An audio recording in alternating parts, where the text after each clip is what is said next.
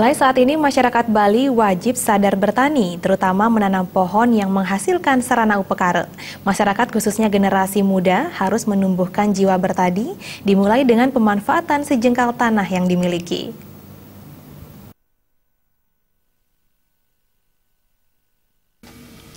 Sadar bertani dilakukan mengingat bahan atau sarana upakara selama ini masih banyak dipasok dari luar Bali seperti kelapa, janur, dan beraneka jenis buah-buahan. Jika dihitung, nilai potensi pertanian di Bali mencapai lebih dari 5 triliun rupiah per tahun. Besarnya potensi pertanian ini disebabkan kebutuhan terhadap produk pertanian di Bali sangat tinggi. Selain memenuhi kebutuhan upacara, produk pertanian juga memenuhi kebutuhan pariwisata. Potensi yang besar ini saat ini belum dilirik masyarakat karena sebagian besar anggota masyarakat lebih tertarik pada sektor pariwisata. Akibatnya sebagian besar kebutuhan sehari-hari seperti sayuran dan buah-buahan masih didatangkan dari luar Bali. Tokoh Puri Peguyangan Anagung Ngurah Gede Widiade mengatakan peluang ini harus segera diambil masyarakat Bali meski memiliki lahan yang tidak terlalu luas.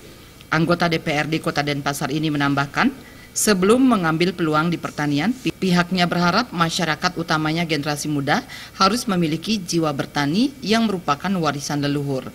Mereka tidak harus bertani di sawah.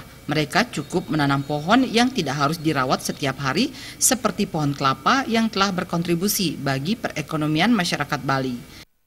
Banyak ruang-ruang kosong dan tentu sekali lagi saya melihat anak muda kita atau masyarakat kita sudah tidak terlalu ada harapan kepada pertanian gitu.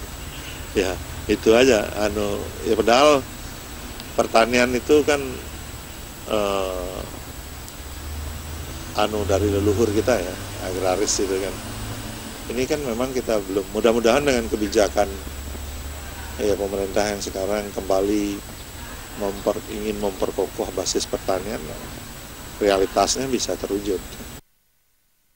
Anak Agung Ngurah Gede Widiade menambahkan, jika pemerintah daerah serius mengembangkan sektor pertanian, dirinya yakin dalam 3 tahun ke depan Bali bisa menjadi sentra pertanian di Indonesia.